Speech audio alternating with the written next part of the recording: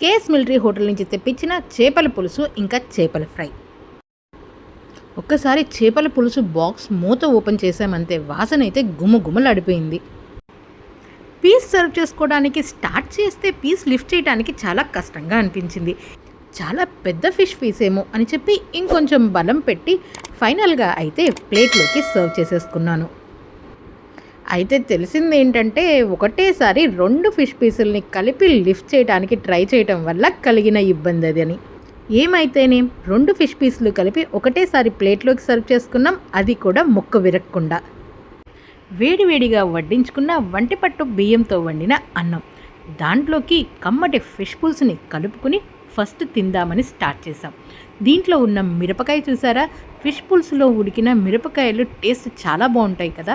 Fish పులుసు మాత్రమే కాదు, ఏ పులుసులో అయినా సరే మిరపకాయ బాగా ఉడికితే కనుక దాని టేస్ట్ చాలా బాగుంటుంది. ఇక జ్యూసీగా ఉన్న చేప ముక్కలోంచి చిన్న ముక్క విరుపుకుని కాస్త పులుసు తీసి అన్నంలో కలుపుకుని తినడమే. వాసన ఎంత గుమగుమలాడిపోయిందో, టేస్ట్ కూడా అంతే కమ్మగా చాలా బాగుంది.